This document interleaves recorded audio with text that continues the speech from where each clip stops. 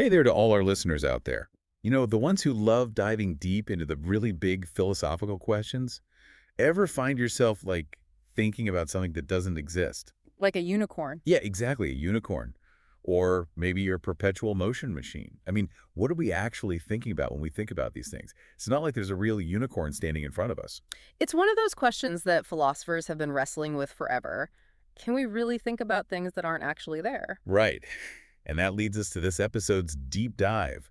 We're taking a look at Ernst Mally. Ah, an Austrian philosopher who hung out with some pretty interesting thinkers, people like Alexius Meinong. Exactly. Hmm. He was part of this group called Meinong's School, and they were all about the theory of objects, or Gegenstand's theory, if you want to be fancy. Which, let's be honest, sounds way cooler in German, right? Totally.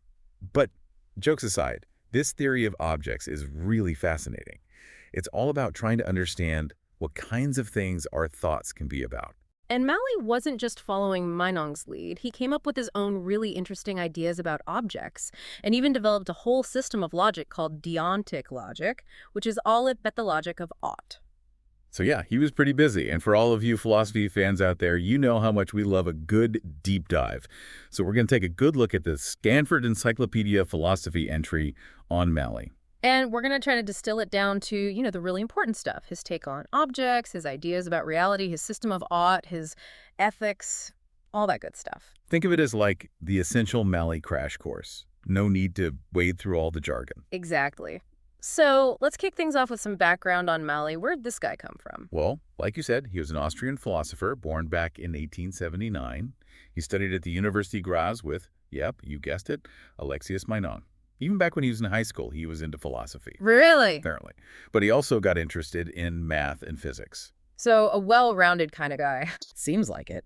And the entry kind of points out that this interest in the sciences, the precise stuff, it shows up in his philosophy too. He wanted to be super rigorous, really clear in his thinking. I can accept that. Me too.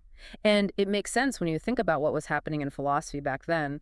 Logic was becoming a much bigger deal, and Mally was totally on board with that. Yeah, you see that with his interest in thinkers like Ernst Schroeder, who was a big name in logic at the time.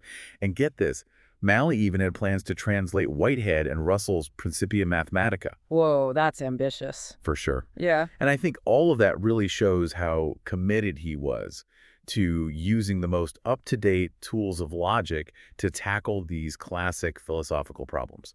Problems like intentionality. Intentionality. That sounds a little intimidating. It's not as bad as it sounds. It basically refers to the fact that our thoughts are always about something, right? Like when you think your thought is directed towards something, it has an object. Okay, that makes sense. And for Meinong, and really for Mally too, this was a really big deal. It raised questions about what kinds of things could be the objects of our thoughts. Like, could we have a thought about something that doesn't even exist? That's exactly the question. And Meinong, well, he went all in on that. He said, yeah, we can have thoughts about things that don't exist. In fact, he thought there was this whole world of non-existent objects out there. Whoa. Yeah, I know, it's mind-blowing.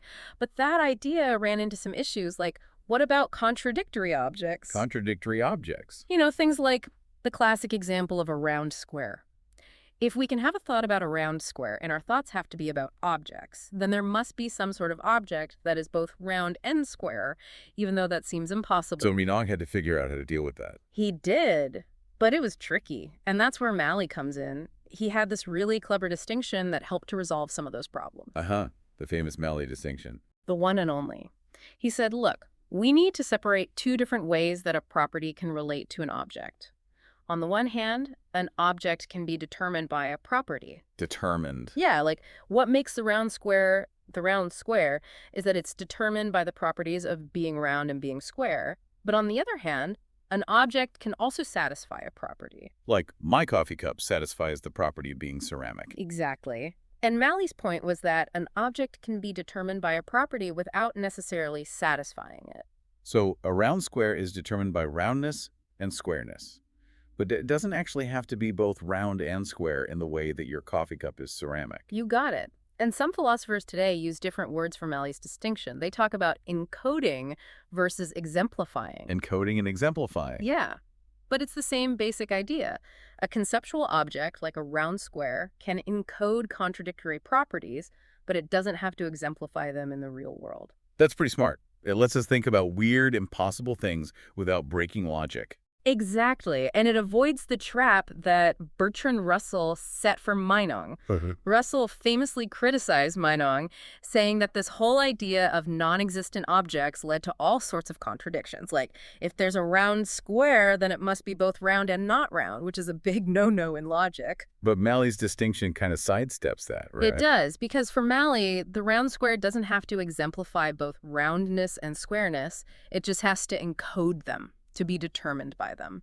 So we can still think about it, but we're not forced to say that it actually exists with those contradictory properties. This all sounds a little like there are two types of objects. Hmm. It's the ones in our heads and the ones out there in the real world. That's a good way to put it. For Malley, ordinary concrete objects, like your coffee cup, they mainly exemplify properties. They're just there. Right. They're not really defined by a specific set of properties in the way that a conceptual object is. But conceptual objects, like the round square, are defined by the properties that they determine, the properties they encode. And those conceptual objects, those are the things we're really thinking about, even when we talk about things that don't exist. So when I think about a unicorn, I'm not really thinking about some flesh and blood unicorn running around in a forest. I'm thinking about the concept of unicorn. Bingo. Malley himself said that we grasp the real object, if there is one, through the conceptual object. The conceptual object is like a lens. I like that. Yeah, a lens. Now, remember how we talked about Malley's love for logic? You mean the whole Principia Mathematica thing? Exactly. Well, that love for logic also shows up in his theory of objects. He used this system called Boolean algebra to analyze how properties relate to each other. Boolean what now? It sounds complicated, but it's basically a way of using and, or, and not to combine and manipulate properties. It lets you build up more and more complex properties from simpler ones. Like a logical Lego set? Sort of, yeah. And for Malley, this was a way to make his theory of objects really precise, to give it a solid logical foundation. So are there like fundamental building blocks in this logical Lego set, basic properties that everything else is built from? That's a question Malley himself wrestled with. The SAP entry suggests that maybe those basic properties, the ones that can't be broken down any further, are the ones that we can directly experience, the ones that are directly presented to our consciousness. Interesting. So our thoughts about the world are built up from these basic building blocks of experience. It's a possibility, and it shows how Malley's theory ties in with that big question of intentionality we talked about earlier. This is making me think about all the philosophers who came after Malley, people who were influenced by his ideas. Yeah, like Edward Zalta, who's done a lot of work on abstract objects. He's basically formalized Malley's distinction between exemplifying and encoding. So he took Malley's ideas and made them even more logically airtight. Exactly. And that's shown how powerful Malley's distinction really is. It's not just a philosophical curiosity, it's got real staying power. And that's really cool to see an idea from almost 100 years ago still be relevant today. For sure. But here's where things get even more interesting. Malley himself later on started to have second thoughts about his own theory of objects, and Meinong's too. Really? You mean he kind of rejected his own ideas? Not completely, but he became critical of them. He started to think that maybe he and Meinong had mixed up the act of intending something with the act of grasping it. Like maybe they confused what we think about with how we understand that thing. Okay, I can see how that could get messy. Mm. So what did he do? Did he come up with a whole new theory? He did. He started developing what he called dynamic ontological conceptions. He moved away from this idea of objects as static, fixed things, and started thinking about them in terms of tendencies or strivings. Tendencies. Yeah, like imagine a portrait painting. For Malley, the painting doesn't capture a single moment frozen in time. It's more like it expresses a tendency, the way that person typically looks or moves. Or think about the surface of a lake. We see it as flat, but it's always in motion, always changing. It's only approximately flat. Right, and for Malley, even natural laws, the laws of physics, they're not about things behaving in fixed ways. They're about tendencies, about probabilities. So for him, reality is less about things and more about how those things tend to behave. Exactly. And that's a pretty radical way of thinking about things. It is. Okay, so that's Malley on objects. But this guy was also a pioneer in a whole other area of logic, deontic logic. Deontic logic, the logic of ought. It's all about reasoning, about obligation, about what we should do. And Malley was the first to try and formalize it. That's right. He came up with a whole system with symbols and operators to represent ideas like It ought to be the case that. Really revolutionary stuff, especially back then. But his system did run into some problems, a pretty big one, What actually. was the problem? Well, in his Yeah. system, he had this axiom where it ought to be the case that was basically equivalent to it is the case that. So whatever was true was also obligatory. Wait, so if it's true that the sun is shining, then it's also obligatory for the sun to shine. Yeah, that's kind of what his system implied. And as you can imagine, philosophers had some issues with that. Yeah, that doesn't seem right. It doesn't. It collapses the distinction between what is and what ought to be. Karl Menger, who was a mathematician and philosopher, he pointed out this problem pretty clearly. So Malley's attempt at a formal system of deontic logic just failed. Well, it's more complicated than that. His system had this big flaw, for sure, and it's not really used much today, but it was still a really important first step. A stepping stone. Yeah. It inspired other philosophers to work on deontic logic, to try and fix those problems and come up with better systems. That's like that old saying, right? You learn more from your failures than your successes. Something like that. And it's also important to remember that Malley's deontic logic wasn't just some abstract system. It was grounded in his own ethical views. So his logic of ought was based on his ideas about what is good and bad, what we should and shouldn't do. Exactly. The entry talks about 3 phases in his ethical thinking. 3 phases. Like he kept changing his mind. It's not so much that he changed his mind, but more that his thinking developed over time. Okay, that makes sense. So what was the first phase? The first phase was heavily influenced by Meinong. Remember, Malley was part of Meinong's school, so in this phase, he was really into the idea that values are objective. Objective. Yeah. Like they exist out there in the world, independent of our opinions. Exactly. And that they can be perceived through our emotions. Like you see a beautiful sunset and you feel a sense of awe.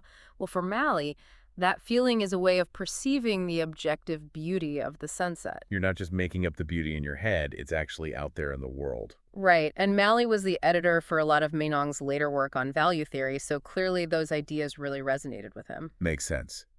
So what about the second phase? How did his thinking change? Well, in the second phase, he kind of came into his own, started developing his own unique ethical ideas. And this was during the 1920s, around the same time that he was working on deontic logic. Okay, so this is where his ethics and his logic really start to connect. Exactly. And his big idea in this phase was that whatever has objective value ought to be. So if something is good, then it ought to exist. It ought to be the case. Right. For Malley, the ought was directly tied to value. And like in the first phase, these values are still objective, right? Yep, definitely. He wasn't a relativist or anything like that. He believed that there are objective universal values that exist independently of us. And we can perceive those values through our feelings, through our emotional responses. Right. He talked about a natural evidence for values, like how we just know that truth is good and falsehood is bad, or how beauty is inherently valuable. It's almost like an intuition. Interesting. So is there like one supreme value, one ultimate good that all other values are based on? Malley didn't really think so. He seemed to believe that there are many different kinds of values, maybe even an infinite hierarchy of values. Wow, an infinite hierarchy. Yeah, it gets pretty complex. And remember we talked about the ought. Well, for Malley, the ought isn't some external command. It's something that we feel, something that arises from our direct experience of value. Okay, so if we perceive something as good, then we feel that it ought to be. You got it. And that feeling, that's what drives our moral actions. It's not just a matter of following rules or calculating what's best for everyone. It's about feeling what's right. Exactly. And that connects back to his rejection of universal moral laws, like Kant's categorical imperative. Oh yeah, Kant, the do unto others guy. Right. Malley thought those kinds of universal laws were too abstract. He thought they couldn't capture the complexity of real-life moral situations. So for him, it was more about individual judgment, about figuring out what's right in each specific case. Yeah, I think so. He believed that there are certain preconditions for moral value, things like life, consciousness, even suffering. And those preconditions, they shape our understanding of what is good and bad. So our moral compass is partly shaped by our experiences. That seems to be the idea. He also talked about internal and external values. Internal values are like personal qualities, things like courage or honesty. External values are about things outside of us, like the order of society or the beauty of nature. So good society would be something with high external value. Right. And Malley had a whole classification system for moral values. He talked about basic values, like the intention to do good, and values of virtue, like being brave or compassionate.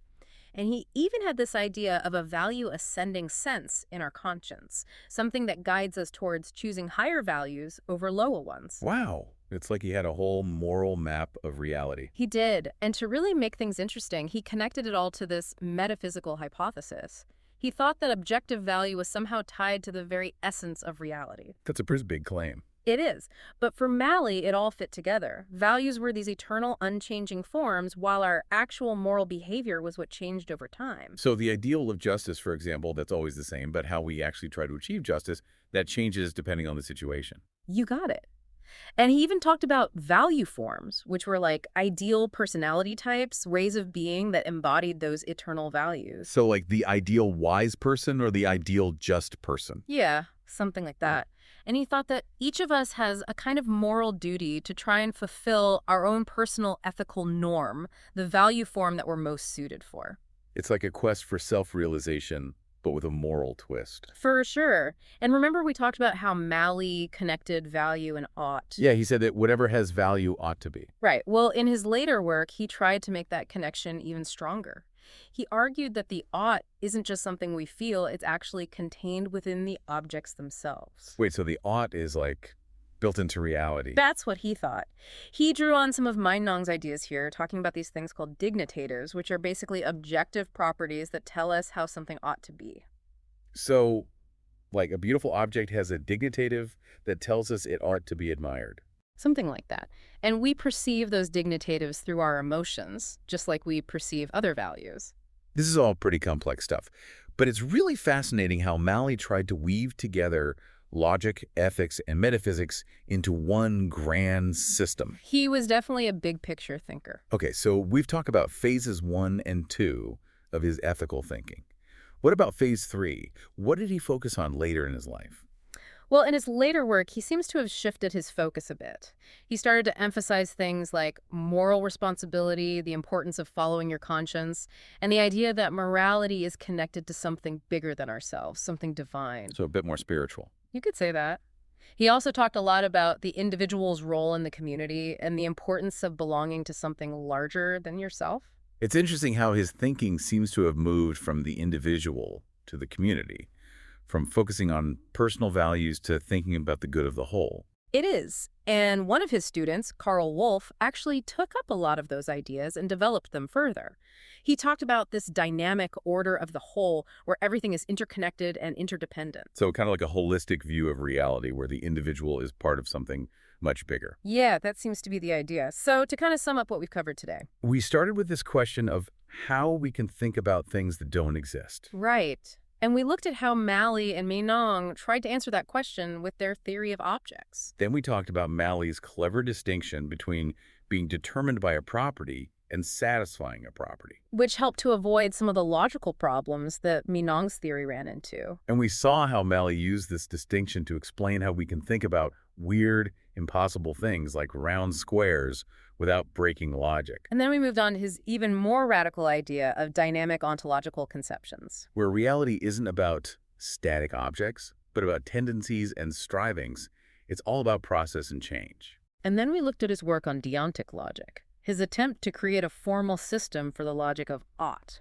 A system that had some problems, for sure, but that was still a really important first step. And we tied all of that back to his ethics, his theory of objective values, his belief that the ought is rooted in our experience of value. And we traced the development of his ethical thinking through those 3 phases. From his early focus on individual values to his later emphasis on the importance of community and belonging. So as you can see, Ernst Malley was a pretty fascinating thinker. He tackled some really big questions and he came up with some really creative and original answers. Even if some of those answers were a little controversial. True. Why? But that's what makes philosophy so interesting, right? It's not about finding the one right answer. It's about exploring different possibilities, challenging assumptions, and pushing the boundaries of thought. Absolutely. And on that note, I'd like to leave you with a little food for thought. We've talked about how Malley tried to ground the ought in objective value, something that we perceive through our emotions. But what about all those other ethical theories out there? The ones that focus on reason or on individual autonomy or maybe even on evolutionary explanations for morality? How do they fit in with Malley's ideas? Yeah, that's a great question. How can we reconcile all these different perspectives on ethics? Is there a way to bring them together, or are they fundamentally incompatible? And if they are incompatible, then how do we choose which one to follow? These are questions that philosophers are still grappling with today. And they're questions that we encourage you, our listeners, to think about too. So if you're intrigued by Ernst Malley and his ideas, we definitely recommend checking out the full Stanford Encyclopedia of Philosophy entry on him. There's a lot more to discover there, and it's a great starting point for further exploration. And as always, thanks for joining us on this deep dive. Until next time.